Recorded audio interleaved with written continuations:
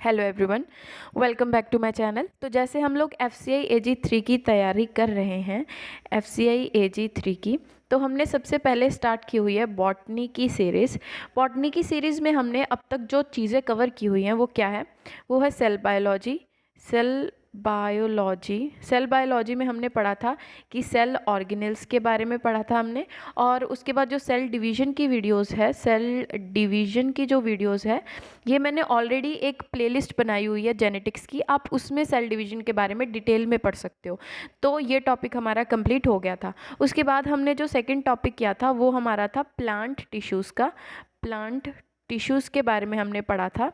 और आज का जो हमारा टॉपिक है वो क्या है, वो हम लोग पढ़ेंगे organ and organ system of plants.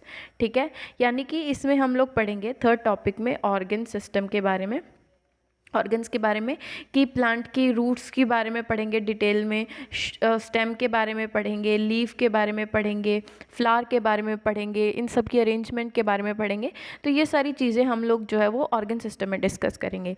तो स्टार्ट करते हैं इस वीडियो को। सबसे पहले अगर हम लोग बात करें तो हम लोग देखेंगे रूट्स के बारे में, कि रूट्स क्या होती हैं प्लांट की। तो ये तो सबको मालूम है कि जो प्लांट का अंडरग्राउंड पार्ट होता है वो रूट होता है, और जो एरियल पार्ट होता है उसे हम लोग शूट कहते हैं, राइट। तो इस वीडियो में हम लोग देखेंगे कि रूट्स क्या होती हैं, इसे फुली डिस्कस करेंगे। और सेकंड हम लोग देखेंगे स्टेम के बारे में। स्टेम और रूट को हम लोग इस वीडियो में डिस्कस करेंगे, और बाकी का जो पोर्शन बच गया जैसे लीफ, फ्लावर और इन सब की अरेंजमेंट, ये हम लोग नेक्स्ट वीडियो में कवर करेंगे, अदरवाइज़ वीडियो बहुत लंबी हो जाएगी। तो सबसे पहले हम लोग स्टार्ट करते हैं रूट के बारे में, कि रूट होती क्या है। रूट जो है ये एक basically non green underground part होती है प्लांट का, है ना। Does not possess nodes and internodes, इसमें कोई नोड नहीं होती, कोई इंटरनोड नहीं होती, यानी कि जो ये अंडरग्राउंड पार्ट होता है इसी को हम लोग रूट कहते हैं। इसमें कोई ग्रीन कलर नहीं होता, नॉन ग्रीन कलर की होती है ये। इसमें कोई नोड्स या इंटरनोड्स प्रेजेंट नहीं होती, है ना। तो अगर हम लोग जनरल कैरेक्टरिस्टिक्स की बात करें तो root is a descending portion of the plant axis, है ना, which grows underground in the soil. यानी कि जो डाउनवर्ड ग्रोथ होती है प्लांट की, यानी कि जो डिक्रीजिंग पोर्शन होता है प्लांट का, उसे हम लोग रूट कहते हैं। दूसरा क्या है कि जैसे ये नॉन ग्रीन है तो इसमें फोटोसिंथेसिस तो होगी नहीं, है ना। तो इसका मतलब जो काम होता है, सम रूट्स जो होती हैं वो फूड स्टोरेज का काम कर लेती हैं, बट उसमें फोटोसिंथेसिस नहीं होती क्योंकि उसका कलर ग्रीन नहीं है, उसमें कोई क्लोरोफिल पिगमेंट प्रेजेंट नहीं है। उसके बाद नेक्स्ट क्या होता है कि एक कैरेक्टरिस्टिक्स ये होता है कि जैसे ये रूट है तो रूट के नीचे उसकी प्रोटेक्शन के लिए एक रूट कैप प्रेजेंट होता है, जो कि स्टेम में नहीं होता, स्टेम एपेक्स पे नहीं होता। ये हमने लास्ट वीडियो में प्लांट टिश्यूज़ में पढ़ा था, स्टेम एपेक्स और रूट एपेक्स के बारे में। नेक्स्ट अगर कैरेक्टरिस्टिक देखें तो इस रूट्स के पास जो है वो रूट हेयर्स प्रेजेंट होते हैं, जो कि सरफेस एरिया को इंक्रीज करते हैं रूट की, ताकि वाटर की एब्जॉर्प्शन जो है वो ज़्यादा हो सके, है ना। जैसे आप लोगों ने देखा होगा, जैसे ये रूट है, ठीक है, रूट के साइड में छोटे छोटे रूट्स हेयर प्रेजेंट होते हैं। तो इससे क्या होता है, वाटर, रूट का जो मेन फंक्शन क्या होता है, वाटर एब्जॉर्प्शन तो होता ही है। तो जो ये हेयर्स होते हैं छोटे छोटे, इनके कारण क्या होता है, जो वाटर एब्जॉर्प्शन का जो रेट है वो और ज़्यादा हाई हो जाता है, यानी कि ये सरफेस एरिया को इंक्रीज करते हैं वाटर की एब्जॉर्प्शन के लिए, राइट। अब नेक्स्ट अगर हम लोग देखें तो ये नेगेटिवली फोटोट्रॉपिक होती है और पॉजिटिवली जियोट्रॉपिक होती है। तो नेगेटिवली फोटोट्रॉपिक का मतलब क्या हो गया कि जो ये जैसे ये सनलाइट है ना, तो ये सनलाइट के अपोजिटली ग्रो करती है ना, तो ये नेगेटिव फोटोट्रॉपिक हो गई। और ये जो है अर्थ के तरफ ग्रो करती है तो ये पॉजिटिवली जियोट्रॉपिक हो गई, ठीक है। नेगेटिवली फोटोट्रॉपिक क्योंकि ये लाइट से दूर है, नीचे की तरफ ग्रो करती है, और जियोट्रॉपिक का मतलब ये जो है वो अर्थ यानी कि जो धरती की तरफ ग्रो करती है, तो ये पॉजिटिव रिलेशन है इसकी अर्थ की रिगार्डिंग, है ना। तो ये पॉजिटिवली जियोट्रॉपिक और नेगेटिवली फोटोट्रॉपिक है। अब अगर हम लोग नेक्स्ट बात करें कि पार्ट्स क्या होते हैं, टिपिकली अगर हम लोग बात करें रूट्स की, तो रूट में डिफरेंट पार्ट्स होते हैं। वो कौन कौन से पार्ट्स होते हैं हम लोग यहाँ देखते हैं। तो सबसे पहले क्या होता है कि रूट में बेसिकली जो 5 मेजर पार्ट्स होते हैं, कौन कौन से होते हैं, रूट कैप होता है। उसके बाद क्या होता है, मैच्योरिटी ग्रोइंग रीजन होता है। हम लोग पहले यहाँ देखते हैं, कहाँ गया, ये रहा। तो सबसे पहले हम लोग देखते हैं रूट कैप होता है, 5 पार्ट्स होते हैं, हमने देखा रूट कैप होता है। उसके बाद वो जो नेक्स्ट रीजन होता है वो होता है मेरिस्टेमेटिक ग्रोइंग रीजन। उसके बाद जो नेक्स्ट पार्ट होता है वो होता है जोन ऑफ इलोंगेशन, और नेक्स्ट उसके बाद जो पार्ट होता है वो रूट हेयर जोन होता है, और जो लास्ट पार्ट होता है उसे हम लोग कहते हैं जोन ऑफ मैच्योर सेल्स। ठीक है, तो बेसिकली ये 5 जो है पार्ट्स होते हैं टिपिकल रूट के। तो हम लोग एक एक करके इसे डिस्कस करते हैं। सबसे पहले हम लोग बात करते हैं रूट कैप की। पेन ले लेते हैं एक बार हम लोग। तो यहाँ पे हम लोग देखते हैं, सबसे पहले रूट कैप की बात करते हैं। रूट कैप की बात करते हैं। तो रूट कैप क्या होता है कि सबसे पहले तो ये पेरेनकाइमेटिक मल्टी सेलुलर स्ट्रक्चर होता है। तो अगर क्वेश्चन आए रूट कैप किससे बना होता है, तो रूट कैप जो है पेरेनकाइमेटिक सेल से बना होता है। ठीक है, उसके बाद हम लोग देखते हैं कि जो रूट कैप होता है, रूट कैप का असली काम क्या होता है, प्रोटेक्शन का काम होता है। ये तो मैंने पहले ही बता दिया कि रूट कैप जो है वो प्रोटेक्शन का काम करती है। तो क्या होता है कि जैसे सॉइल हार्ड होती है, राइट, तो जैसे जैसे जो स्टेम है वो पेनिट्रेट करना शुरू करती है सॉइल में, तो ये जो रूट कैप होता है इसी के कारण जो है वो रूट जो अपने आप को प्रोटेक्ट रखती है और नीचे नीचे सॉइल के पेनिट्रेट करनी शुरू हो जाती है, क्योंकि सॉइल जो है बेसिकली तो हार्ड ही होती है ना। तो रूट कैप के कारण जो है वो रूट बिना मतलब इंजरी पहुंचे रूट जो है वो नीचे पेनिट्रेट कर सकती है सॉइल के।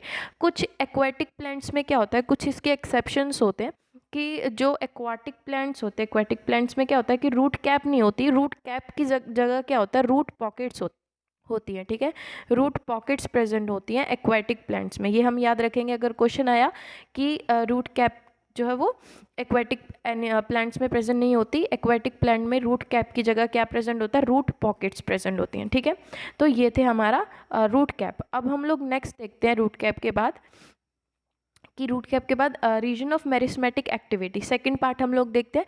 तो मेरिस्मेटिक का मतलब जैसे हमने प्लांट टिश्यूज में पढ़ा था, मेरिस्मेटिक का मतलब क्या होता है, कंटिन्यूसली ग्रोइंग मतलब रीजन होता है, राइट। तो इसमें क्या होता है कि जो मेरिस्मेटिक सेल्स होते हैं इस रीजन में, उनके पास ये पावर होती है कि वो डिवाइड होते रहें और नए सेल को वो ऐड करते रहें, है ना। तो जो मेन स्टेम होती है as well as towards the root cap, यानी कि जो नए सेल ऐड होते हैं वो मेन रूट पे भी ऐड होते रहते हैं और रूट कैप पे भी ऐड होते रहते हैं। अगर आप लोगों ने मेरी प्लांट टिश्यू वाली वीडियो देखी होगी, उसमें हमने रूट एपिक्स को डिस्कस किया है। वहाँ पे हमने देखा है कि जो ये वाला रीजन होता है ना, यहाँ ये वाला रीजन, तो यहाँ से जो नए सेल, यानी मेरिस्टेमेटिक मतलब क्या, नए सेल की कंटिन्यूस डिवीजन और नए सेल की एडिशन, है ना। तो यहाँ से क्या होता है कि जैसे यहाँ पे हम लोग बना के देखते हैं, जैसे ये रीजन है मेरिस्टेमेटिक रीजन, और ये जो रीजन है, सॉरी ये मेन रूट है सपोज, और ये जो है हमारा रूट कैप है। ठीक है, तो ये जो रीजन है ये हमारा मेरिस्टेमेटिक रीजन है।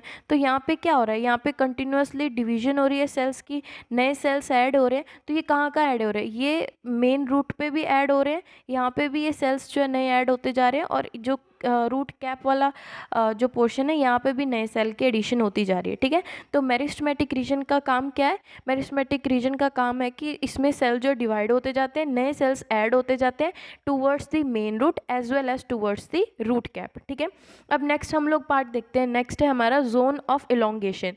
इलोंगेशन जैसे नाम से ही पता चल रहा है, इलोंगेशन का मतलब क्या, लेंथ में इंक्रीज हो रहा होगा, साइज में इंक्रीज हो रहा होगा, राइट।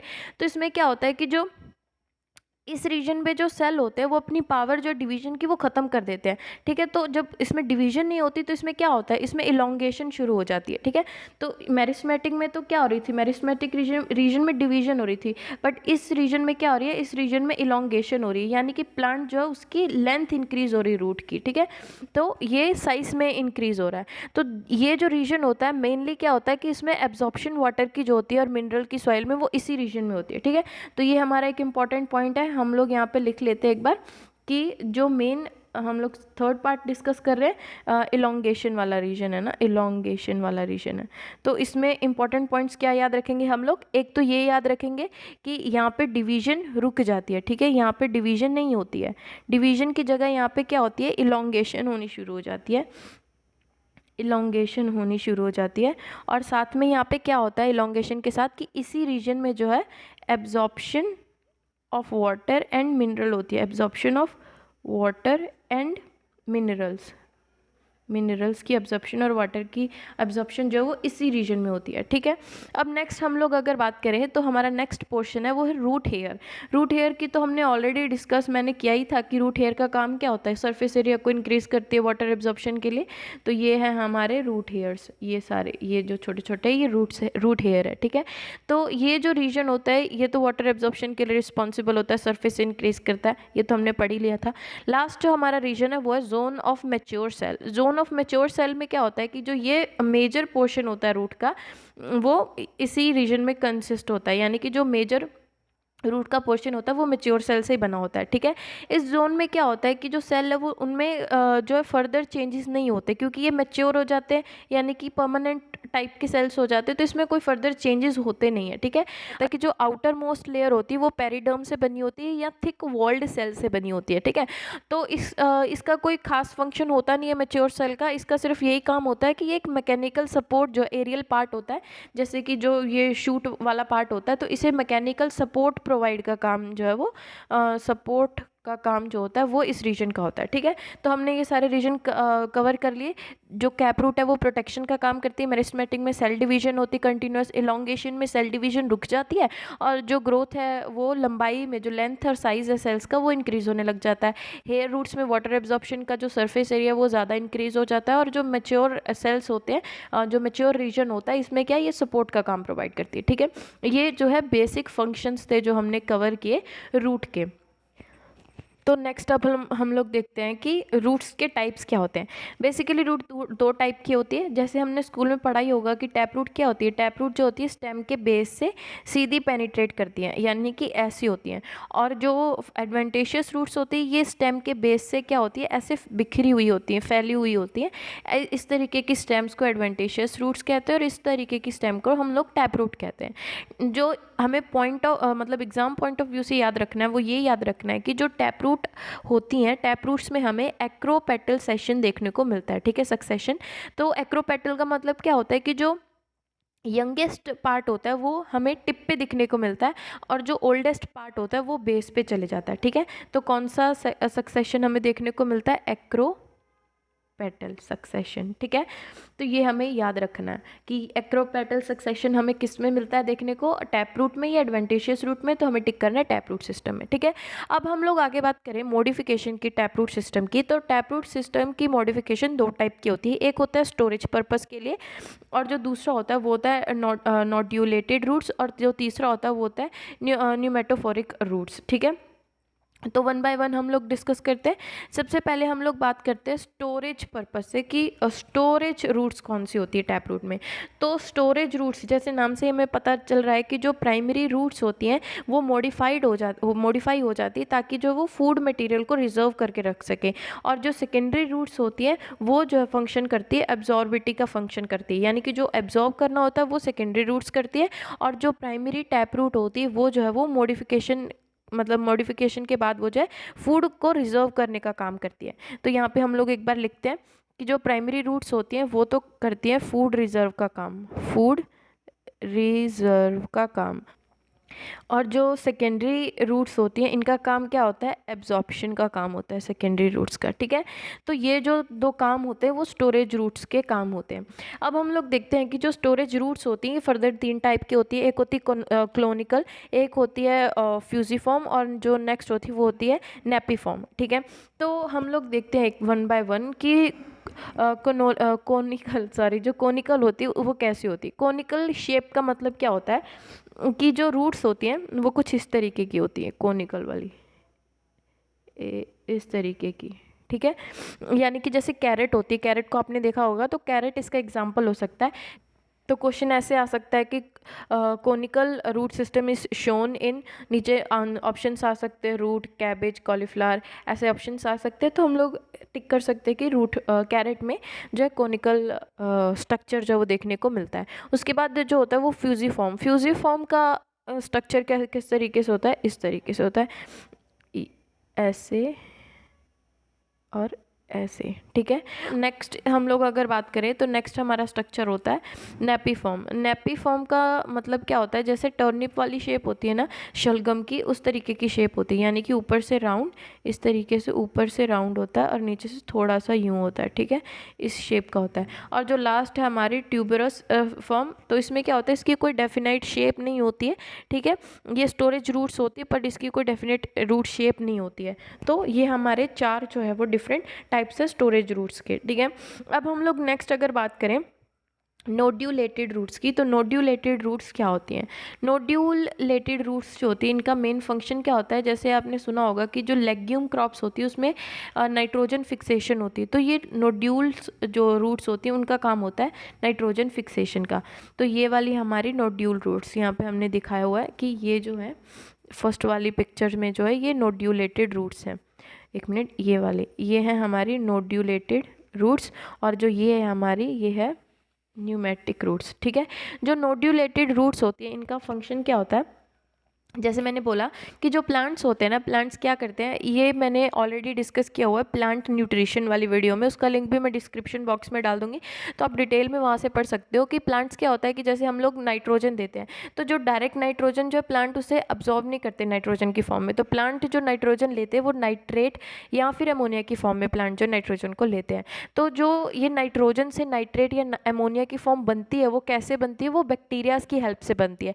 कौन से बैक्टीरिया की हेल्प से बनती है, वो राइजोबियम बैक्टीरिया की हेल्प से बनती है, जो कि ये जो रूट नोड्यूल्स होती है इसमें प्रेजेंट होता है। तो इसीलिए जो नोड्यूलेटेड यानी कि रूट्स होती है नोड्यूलेटेड, इनका फंक्शन क्या होता है कि जो एटमॉस्फेयर में नाइट्रोजन होती है इसे ये फिक्स करते हैं ताकि जो ये कन्वर्ट हो जाए अमोनिया में, और उसके बाद जो है वो प्लांट उस अमोनिया को यानी कि वो जो नाइट्रोजन की फॉर्म है उसे एब्जॉर्ब कर सके, उसे ले सके और उसके बाद अपना जो फंक्शन है वो परफॉर्म कर सके। तो इसीलिए हमें ये क्वेश्चन में याद रखना आ सकता है कि नोड्यूलेटेड रूट्स का फंक्शन क्या होता है। एक तो ये करता है फिक्स करता है एटमॉस्फेरिक नाइट्रोजन को, दूसरा क्या होता है कि इसमें बैक्टीरिया प्रेजेंट होता है। कौन सा बैक्टीरिया प्रेजेंट होता है, राइजोबियम बैक्टीरिया जो है वो प्रेजेंट होता है इसमें, ठीक है। लेग्यूम रूट्स में कौन सी, ये जो रूट नोड्यूल्स होती है ये मोस्टली प्रेजेंट कहाँ होती है, ये लेग्यूम क्रॉप्स में, लेग्यूम क्रॉप्स में जो है रूट नोड्यूल्स प्रेजेंट होती है, सिर्फ राजमा को छोड़कर। बाकी सारी लेग्यूम क्रॉप्स में रूट नोड्यूल्स होती है राजमा को छोड़कर। तो ये हमें 4-5 चीज़ें याद रखनी है। और एक और चीज़ें हमें याद रखनी है कि ये जो रूट नोड्यूल्स होती है इसमें एसोसिएशन, मतलब ये बैक्टीरिया के साथ रूट नोड्यूल्स किस तरीके की एसोसिएशन शो करती है, तो ये शो करती है। हम एक बार कलर चेंज करते हैं, एक बार यहाँ पे ये ग्रीन कलर दिख नहीं रहा सही से, ये वाला कलर ले लेते हैं। तो जो ये एसोसिएशन शो करती है वो कौन सी होती है, ये होती है, ये भी तो कलर नहीं दिख रहा है, म्यूचुअलिस्टिक सिम्बायोसिस, ठीक है। ये एसोसिएशन जो है ये नोड्यूल्स जो है बैक्टीरिया के साथ शो करते हैं। तो ये पॉइंट्स हमें नोड्यूल रूट्स में याद रखने हैं। अब नेक्स्ट हम लोग बात करते हैं न्यूमेटोफोरस या फिर रेस्पिरेटरी रूट्स के बारे में।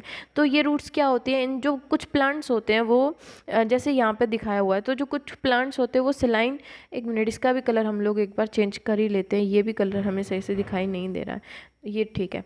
तो इन रूट्स में क्या होता है, जो रेस्पिरेटरी रूट्स होती है, जो कुछ प्लांट्स होता है जो वो सिलाइन वाटर में प्रेजेंट होते हैं या जो सी शोर में प्लांट्स प्रेजेंट होते हैं, तो उसमें क्या होता है कि मोस्टली तो अंडरग्राउंड पार्ट में रूट्स होती है ना, तो वो वहाँ से सॉइल से अपनी ऑक्सीजन और वाटर लेते हैं। बट ऐसे जगह पे जो प्लांट्स की रूट्स होती हैं वो अपनी ऑक्सीजन सीधी नीचे से नहीं ले पाती, तो वो क्या होती है, वो अपर सरफेस पे आ जाती हैं। मतलब वैसे तो रूट्स जो अंडरग्राउंड होती हैं, बट यहाँ पे ये रेस्पिरेशन के पर्पज से रूट्स जो है वो ऊपर की तरफ ग्रो होना शुरू हो जाती हैं। तो न्यूमेटोफोर या फिर रेस्पिरेटरी रूट का मेन एक ही फंक्शन है, क्या है, रेस्पिरेशन, ठीक है। जो प्लांट होते हैं वो मतलब जो रूट होती है वो हॉरिजेंटली ग्रो होना शुरू हो जाती है अपवर्ड डायरेक्शन में, ताकि वो रेस्पिरेशन की प्रोसेस को कंटिन्यू कर सके। तो इस पिक्चर में हम लोग देख सकते हैं कि किस तरीके से प्लांट्स जो है वो रेस्पिरेशन कर रहे हैं, रूट्स जो रेस्पिरेशन की प्रोसेस कर रही हैं, ठीक है। अब हम लोग नेक्स्ट देखते हैं मॉडिफिकेशन कि नेक्स्ट क्या दी हुई है हमारी। नेक्स्ट हम लोग अगर बात करें तो नेक्स्ट हमारी modification of adventitious root. Adventitious roots क्या होती हैं, ये तो हमने देख लिया कि जो स्टेम के बेस से इस तरीके से स्कैटर्ड होती हैं, ठीक है। बहुत सारी सेवरल रूट्स जो हमारी स्टेम बेस से निकलती है वो एडवेंटेशियस रूट्स होती हैं। तो मॉडिफिकेशन की अगर हम लोग बात करें तो बेसिकली जो मॉडिफिकेशन है वो है ट्यूबर रूट्स, और दूसरी जो है फेसिकुलेटेड रूट्स। ठीक है, हमें दो टाइप की जो रूट्स में मॉडिफिकेशन है वो देखने को मिलती है। सबसे पहले जो ट्यूबरस रूट्स की अगर हम लोग बात करें तो जो ट्यूबर यानी कि जो स्वीट पोटैटो अगर हम लोग देख सकते हैं, तो जो ये रूट्स होती है इनमें एडवेंटिशियस जो रूट्स प्रेजेंट होती है वो रिप्रोडक्टिव वो बिहेव करती है एज अ रिप्रोडक्टिव रूट्स। और ये निकलती कहाँ है, ये नोड्स से जो है रनिंग रूट की स्टेम की नोड से ये जो रूट्स वो निकलती हैं। जैसे कि यहाँ पे स्वीट पोटैटो है, तो ये जो रनिंग स्टेम है, ये रनिंग स्टेम है, इसकी नोड से यहाँ पे ये नोड होगी, तो ये इस नोड्स से जो है यहाँ से ये रूट्स निकलती हैं। ठीक है, ये ट्यूबरस रूट्स है, ये स्वीट पोटैटो है, तो ये हमें याद रखना है। अब नेक्स्ट जो हमारा है वो है हमारा फेसिकुलेटेड रूट्स। ठीक है, फेसिकुलेटेड रूट्स क्या होती है कि ये भी स्वेलन ट्यूबर जैसी होती है, रूट्स की जैसी होती है, पर ये जो है क्लस्टर में होती है। जैसे इसमें था ये तो एक नोड पर एक ही स्वीट पोटैटो है, एक ही रूट है, ट्यूबरस रूट है। बट इसमें क्या होता है फेसिकुलेटेड में कि एक क्लस्टर होता है, गुच्छे के रूप में ये लोग जो है वो प्रेजेंट होती है स्टेम पे। तो ये है हमारी फेसिकुलेटेड रूट्स। अब हम लोग नेक्स्ट मॉडिफिकेशन देखें तो नेक्स्ट हमारी मॉडिफिकेशन जो है वो बेसिस पे है, एडिशनल मैकेनिकल सपोर्ट के बेसिस पे है। तो इसकी हम लोग बात करें तो बेसिकली हम लोग देखेंगे कि प्रॉप रूट क्या होती है, स्टिल्ट रूट क्या होती है और क्लाइंबिंग रूट्स क्या होती हैं। प्रॉप रूट्स की बात करें तो प्रॉप रूट्स का मतलब क्या होता है कि है तो ये एडवेंटेशियस रूट्स ही, पर ये क्या है हॉरिजॉन्टली एरियल ब्रांचेस से निकलती है प्लांट की। ठीक है, जैसे हमने बनियान ट्री में देखा होगा, जैसे इस पिक्चर में है, तो ये क्या है हॉरिजॉन्टली ये स्टेम मतलब ये ब्रांच है, तो इससे क्या होती है ये रूट्स हॉरिजॉन्टली निकल रही हैं, ये नीचे निकल रही हैं हॉरिजॉन्टली। तो ये जो हमारी होती है ये प्रॉप रूट्स होती है। काम इनका कुछ नहीं होता, बस सपोर्ट प्रोवाइड करना ही होता है। उसके बाद हम लोग ये नाम हमें याद रखनी है, जैसे क्वेश्चन पूछ सकता है कि which type of modification is shown in banyan tree, तो हम प्रॉप रूट्स को टिक करेंगे। उसके बाद हम लोग देखते हैं कि स्टिल्ट रूट्स क्या होती है। स्टिल्ट रूट्स जो होती है ये कुछ नहीं होती, इसमें क्या होता है कि जो ये रूट्स होती है ये भी सपोर्टिंग रूट्स ही होती है, बट बेसल पोर्शन से निकलती हैं।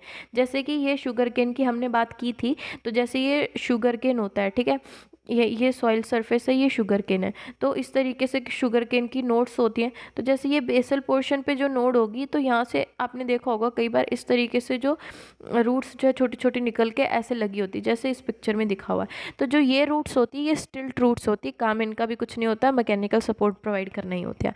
नेक्स्ट जो हमारी होती है वो होती है क्लाइंबिंग रूट। क्लाइंबिंग नाम से पता चल रहा है कि किसी के ऊपर चढ़ने के लिए काम आती होंगी। तो जो ये रूट्स होती हैं ये भी नोड्स से निकलती हैं, और जो वो जिससे ये सपोर्ट चाहती हैं ये रूट्स उनके अराउंड घूम जाती है। ठीक है, उस रूट्स को हम लोग जो क्लाइंबिंग रूट्स कहते हैं। तो ये इसी तरीके से दूसरे प्लांट पे मतलब जो भी सपोर्ट हम लोग प्लांट को प्रोवाइड करेंगे ये उसके ऊपर उसे कॉइल कर लेगी और उसके ऊपर चढ़ जाएगी, जैसे कि यहाँ पे दिखाया हुआ है। तो क्या होगा कि जैसे ये हमने सपोर्ट दी, कोई भी एक सपोर्ट दी, तो ये प्लांट है, तो ये प्लांट क्या करेगा, ये रूट्स की हेल्प से इसके ऊपर क्लाइंब कर जाएगा।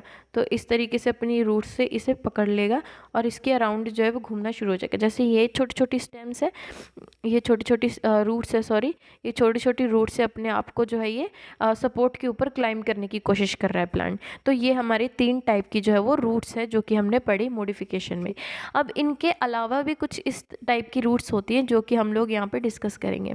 तो क्या होती है, सबसे पहले अगर हम लोग बात करें तो जो मॉडिफिकेशन होती है ये वाइटल फंक्शन के बेसिस पे अगर हम लोग देखें तो एक होती है रूट्स जिसे हम लोग कहते हैं एसिमिलेटरी रूट्स। ठीक है, एसिमिलेटरी रूट्स को हम लोग और भी नाम से जानते हैं, जैसे फोटोसिंथेटिक रूट्स भी कहा जाता है। ठीक है, तो एसिमिलेटरी रूट्स का मतलब क्या होता है, इन रूट्स में जैसे हमने फर्स्ट पॉइंट में बात की थी कि जो रूट्स होती है वो नॉन ग्रीन पार्ट होता है ना, तो उसमें फोटोसिंथेसिस नहीं होती, बट कुछ एक्सेप्शनल केसेस होते हैं जैसे ये एसिमिलेटरी रूट्स होती हैं। तो इनका काम क्या होता है कि इनमें क्लोरोफिल प्रेजेंट होती है। ठीक है, क्लोरोफिल पिगमेंट प्रेजेंट होता है, तो ये फोटोसिंथेसिस के लिए काम करती है। तो इनका जो इंपॉर्टेंट क्वेश्चन यही बनेगा कि जो एसिमिलेटरी रूट्स होती है उनका फंक्शन क्या होता है, उनमें जो पिगमेंट सबसे पहले प्रेजेंट होता है कौन सा प्रेजेंट होता है, क्लोरोफिल। तो जहाँ पे क्लोरोफिल आ गया वहाँ पे फोटोसिंथेसिस तो होगी ही होगी। तो इनका मेन काम क्या होता है, फोटो सिंथेसिस का इनका काम होता है, ठीक है। तो ये फोटोसिंथेटिक रूट्स भी कहा जाता है इन्हें, ठीक है। तो ये हो गए हमारे एसिमिलेटरी रूट्स। अब नेक्स्ट हम लोग देखते हैं एसिमिलेटरी रूट्स के बाद तो एक और रूट्स हमारे पास आती है जिसे हम लोग कहते हैं होस्टेरियल रूट्स या फिर पैरासिटिक रूट्स। तो इनका काम क्या होता है कि जो ये रूट्स होती है ये पैरासिटिक प्लांट्स की रूट्स होती हैं। तो ये क्या करते हैं, किसी होस्ट प्लांट के ऊपर जाके ये पेनिट्रेट होती हैं। तो होस्ट प्लांट के अंदर जब पेनिट्रेट करती है तो जो होस्ट प्लांट का न्यूट्रिशन होता है ये पैरासिटिक प्लांट्स की जो रूट्स होती है अपने अंदर लेने लग जाती हैं, ठीक है। और होस्ट प्लांट की जो जाइलम और फ्लोएम जो स्ट्रक्चर होता है उससे जो अपना ऑर्गेनिक मैटर या वाटर मिनरल्स जो है वो एब्जॉर्ब करती है, ठीक है। जैसे कि आपने आमतौर पर देखा होगा, कई बार घरों में भी होता है, प्लांट्स के ऊपर इस तरीके का ये जो ग्रीन ग्रीन ऐसे एक जाला सा पड़ जाता है, ये इसी को हम लोग कस्कूटा कहते हैं, ठीक है। ये एक पैरासिटिक प्लांट होता है। तो ये क्या करता है, जैसे ये मेन प्लांट है, ठीक है, ये होस्ट है, ये होस्ट प्लांट है, और ये जो है कस्कूटा जो है इसके ऊपर इस तरीके का ये पैरासिटिक प्लांट है। तो ये क्या करता है कि जो इस मेन यानी कि जो होस्ट प्लांट होता है ये तो अपना न्यूट्रिशन और मिनरल सब ले रहा है आराम से। तो ये होस्ट प्लांट, ये पैरासिटिक प्लांट क्या करता है, ये खुद से तो कुछ कर नहीं सकता, तो ये उसके ऊपर जाके रुक जाता है, मतलब इसके ऊपर ग्रो होना शुरू कर देता है होस्ट प्लांट के ऊपर। तो ये होस्ट प्लांट से ही अपना न्यूट्रिशन और वाटर जो है वो सब चीज़ें यहाँ से ही लेना शुरू कर देता है। तो होस्ट प्लांट को ये अफेक्ट करता है, तो इसीलिए इसे हम लोग पैरासिटिक रूट्स कहते हैं। अब नेक्स्ट हम लोग बात करें तो नेक्स्ट रूट्स होती है हमारी फ्लोटिंग रूट्स, ठीक है। फ्लोटिंग रूट्स होती है। फ्लोटिंग रूट्स किस तरीके की होती है, फ्लोटिंग रूट्स जो होती है ये मोस्टली जो एक्वाटिक प्लांट्स में होते हैं। ऑब्वियसली एक्वाटिक प्लांट्स से फ्लोट करते हैं ना, तो इसमें क्या होता है कि ये नोड से डेवलप होती है। जैसे ये स्टेम है, ठीक है, ये प्लांट की स्टेम है, तो स्टेम की ये नोड है, तो ये नोड्स से जो है यहाँ से ये रूट्स निकल रहे हैं, एडवेंटिशियस रूट्स निकल रहे हैं। तो ये जो है ये फ्लोटिंग रूट्स हैं, ये फ्लोटिंग रूट्स है। यहाँ से क्या होगा, मेन प्लांट जो है यहाँ से एक्सिस जो स्टेम की ग्रोने लग जाएगी, ये भी ये मेन स्टेम यही है, बट यहाँ से नोड के ऊपर जो फ्लोटिंग रूट्स निकलनी शुरू हो जाती है। जैसे ये रही, ये नोड है, नोड वाले हिस्से से जो है वो स्पॉन्जी रूट्स यानी कि फ्लोटिंग रूट्स निकलती हैं। फ्लोटिंग जब नाम ही है तो फ्लोटिंग का मतलब क्या होगा कि ये प्लांट को लाइट करती है और प्लांट मतलब उसे हल्का बना देती है और प्लांट को जो है तैरने में मदद करती है, तो इसलिए इसे फ्लोटिंग रूट्स कहा जाता है। अब नेक्स्ट हम लोग देखते हैं, नेक्स्ट यहाँ तक ही हमारी रूट्स थी। अब रूट के बाद हम लोग नया पार्ट शुरू करते हैं जो कि स्टेम। स्टेम क्या होता है सबको मालूम है, जो कि अपर पार्ट होता है प्लांट का, उसे हम लोग स्टेम कहते हैं। तो स्टेम का अगर फीचर्स की बात करें तो जैसे हमने रूट्स में पढ़ा था कि ये नेगेटिव फोटोट्रॉपिक होता है और पॉजिटिव जियोट्रॉपिक होता है, तो स्टेम उसके अपोजिट होता है। स्टेम जो है वो नेगेटिव जियोट्रॉपिक और पॉजिटिव फोटोट्रॉपिक होता है। यही एक इंपॉर्टेंट पॉइंट है जो हमें याद रखना है। तो जियोट्रॉपिक, नेगेटिव जियोट्रॉपिक कैसे होगा, क्योंकि अपवर्ड डायरेक्शन में ग्रो हो रही है स्टेम, राइट। रूट जो डाउनवर्ड डायरेक्शन में हो रही थी तो ये जियोट्रॉपिक है, तो ये अपवर्ड डायरेक्शन में जा रही है तो ये जियोट्रॉपिक नेगेटिव है। बट ये लाइट के टूवर्ड्स जा रही है तो ये पॉजिटिव है, किसके, फोटोट्रॉपिक पॉजिटिव है। इसीलिए ये दो चीज़ें हमें याद रखनी है। अब नेक्स्ट क्या है कि असेंडिंग एक्सिस से जो मेन असेंडिंग एक्सिस होती है वो स्टेम की होती है। यानी रूट में हमने देखा था डिसेंडिंग एक्सिस और रूट स्टेम में हम लोग देख रहे हैं असेंडिंग एक्सिस। निकलती कहाँ से, ये प्ल्यूम और एपिकोटाइल, एम्ब्रियो के एपिकोटाइल से ये स्टेम की फॉर्मेशन होती है। अगर हम लोग इसकी कैरेक्टरिस्टिक फीचर्स की बात करें तो क्या होता है कि ये इरेक्ट होती है, पॉजिटिव जियोट्रॉपिक होती है, नेगेटिव जियोट्रॉपिक होती है और पॉजिटिव फोटोट्रॉपिक होती है, राइट। उसके बाद ये क्या करता है, इसके ऊपर मतलब जो बर्ड्स, फ्लावर्स और लीव्स होते हैं वो सब स्टेम के ऊपर ही बियर करते हैं, राइट। उसके बाद अगर हम लोग देखें तो इसका मेन कुछ यंग स्टेम्स में क्या होता है, फोटोसिंथेसिस भी होती है, बट मेन काम इसका यही होता है कि ये इरेक्ट रहती है, प्रोटेक्शन सपोर्ट के काम में हेल्प में आती है। अगर हम लोग नेक्स्ट बात करें तो मॉडिफिकेशन की बात करते हैं, स्टेम की मॉडिफिकेशन कैसी होती है। हम लोग इंपॉर्टेंट पॉइंट्स ही पढ़ेंगे, एग्जाम के पॉइंट ऑफ व्यू से हम लोग चीज़ें कवर करेंगे जहाँ से क्वेश्चंस बन सकते हैं।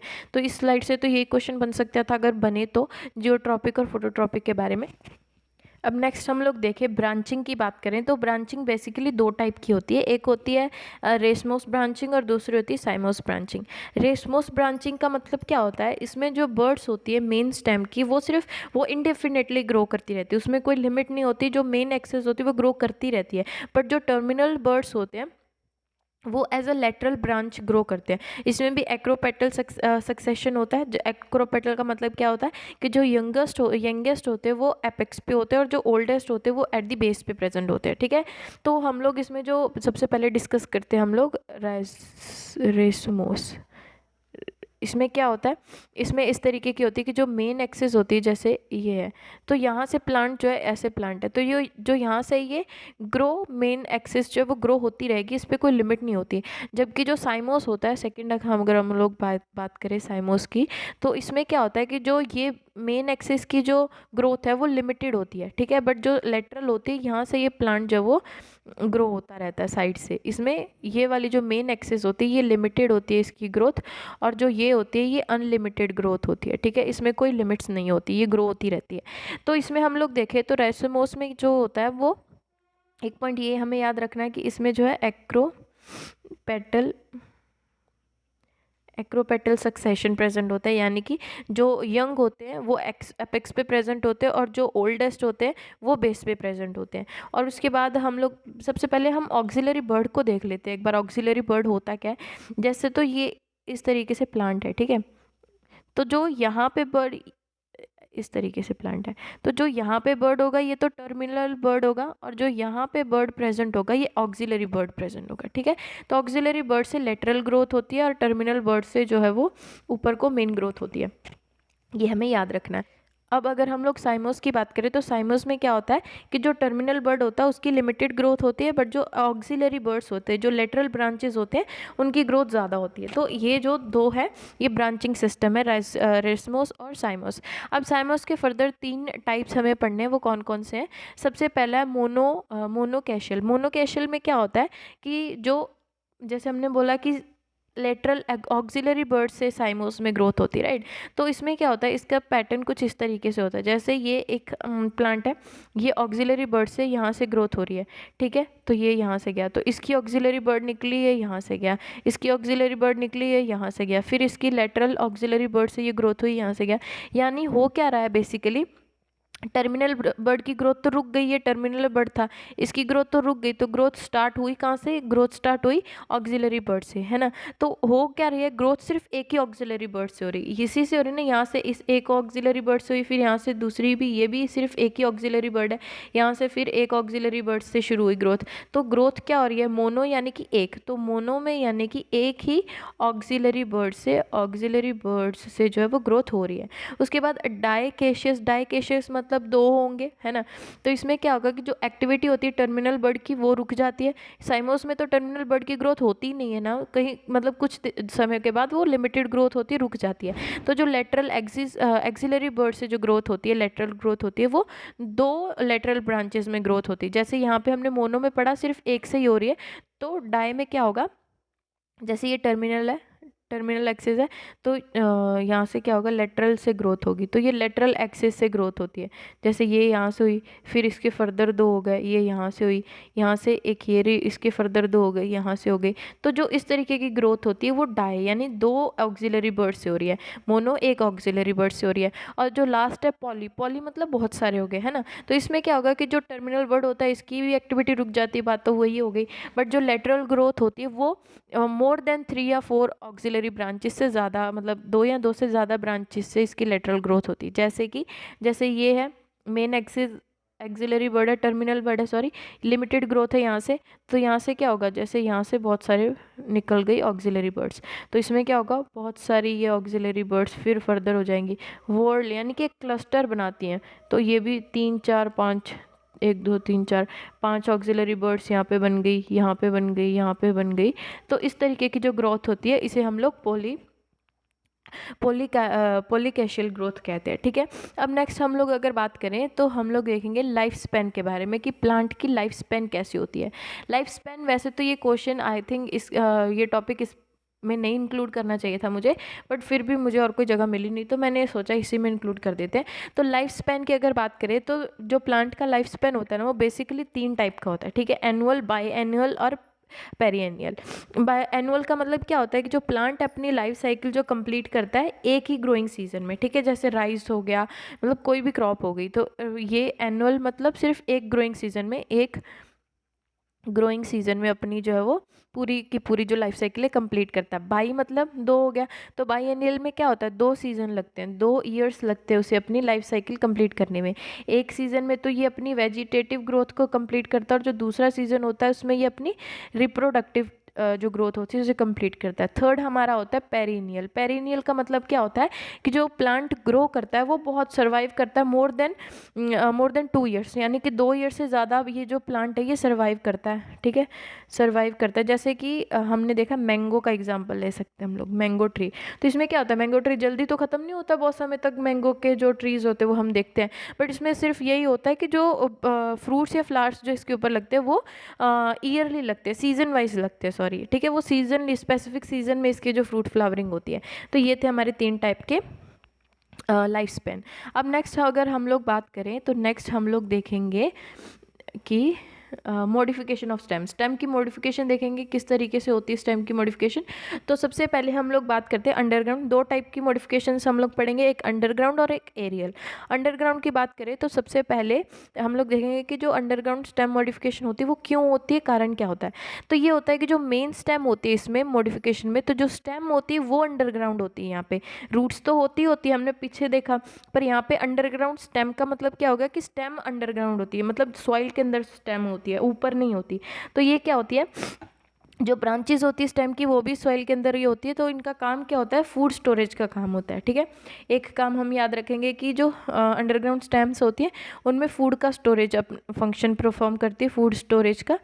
नेक्स्ट क्या होती है, ये नॉन ग्रीन पार्ट्स होते हैं, है ना, वो दिखने में ही रूट्स जैसे लगते हैं, बट डिफरेंस क्या होता है इन स्टेम्स में कि जो रूट्स होती है उनमें नोड्स और इंटरनोड्स नहीं होती, बट इन अंडरग्राउंड स्टेम्स में रूट्स और इंटरनोड्स होती हैं। उसके बाद इनमें जो है एडवेंटेशियस रूट्स प्रेजेंट होती हैं स्टेम के ऊपर, ठीक है, ठीक है। और इसमें बर्ड्स भी प्रेजेंट होती है, रूट्स के ऊपर तो कोई बर्ड्स प्रेजेंट नहीं होती ना, बट अंडरग्राउंड स्टेम्स में जो है वो हमें ऑक्सिलरी या टर्मिनल बर्ड्स भी देखने को मिलती हैं। अब हम लोग 1 बाय 1 डिस्कस करते हैं। सबसे पहले हम लोग देखते हैं सकर्स क्या होते हैं।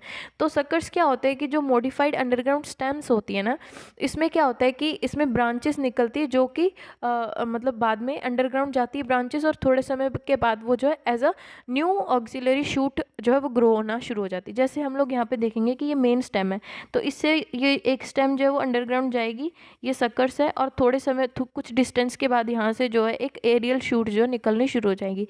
तो ये जो अंडरग्राउंड पार्ट है स्टेम का, इसे ही हम लोग सकर कहते हैं, ठीक है। अब उसके बाद हम लोग नेक्स्ट देखते हैं कि राइजोम्स क्या होते हैं। ये एक हमारा पार्ट हो गया अंडरग्राउंड स्टेम का। अब नेक्स्ट हम लोग देखेंगे राइजोम्स के बारे में। तो एक फर्स्ट चीज़ हम ये याद रखेंगे कि राइजोम्स जो है पेरिनियल होते हैं अंडरग्राउंड, मेन स्टेम मतलब जो मेन स्टेम होती है वो अंडरग्राउंड होती है, पेरिनियल होते हैं। और जो मेन स्टेम होती है वो सॉइल सरफेस में ग्रो करती है, बट कुछ जैसे लीफ और शूट्स जो होते हैं उसके, वो स्टेम तो अंडरग्राउंड होगी, बट जो लीफ और शूट होंगे स्टेम के वो एरियल मतलब एरियल पार्ट जो होगा उसका वो above the ground surface grow करेगा, ठीक है। मेन काम इसका क्या होता है, फूड स्टोरेज का इसका काम होता है। अब नेक्स्ट हम लोग अगर देखें तो नेक्स्ट हमारा जो मॉडिफिकेशन है वो क्या है, वो है क्रोम, ठीक है, कोर्म। इसका क्या फंक्शन है, इसका फंक्शन है कि root stock, as a root stock हम इसे हम जो इसे यूज़ करते हैं। मेन काम इसका भी यही है, फूड स्टोर करता है, बेसल पोर्शन जो होता है इसका वो फूड स्टोरेज के काम में आता है। और इसके जो नोड्स होते हैं वो सर्कुलर नोड्स होते हैं, स्केल्स भी सर्कुलर नोड्स होते हैं स्केल्स के साथ। और इसकी जो ऑक्सिलरी बर्ड्स होते हैं वो बहुत सारे ऑक्सिलरी बर्ड्स होते हैं इसके पास, ठीक है। नेक्स्ट हम लोग देखते हैं ट्यूबर्स। ट्यूबर्स क्या होते हैं, ट्यूबर्स तो मालूम है, इसका एग्जाम्पल है हमारा क्या, पोटैटो, ठीक है। इसमें क्या होता है, स्टेम ट्यूबर्स जो होते हैं ये फूले होते हैं, स्वेलन होते हैं, अंडरग्राउंड स्टेम होती है, और इनमें एडवेंटिशियस रूट्स प्रेजेंट नहीं होती है, बट इसमें क्या होता है प्रोपगेशन के लिए इनके पास वेजिटेटिव आइज होती है, जिससे हम इनकी वेजिटेटिव प्रोपगेशन कर पाते हैं, ठीक है।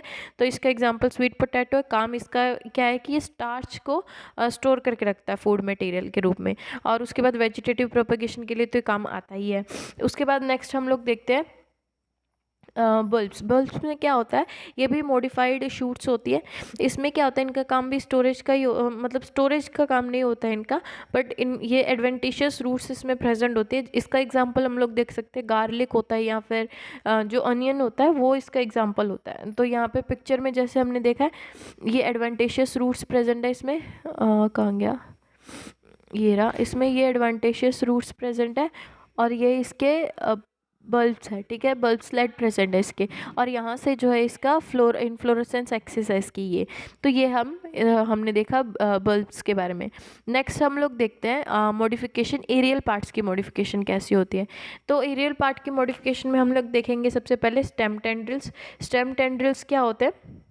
टेंड्रिल्स जो है एक आपने देखा होगा कई बार ग्रेप्स में देखा होगा।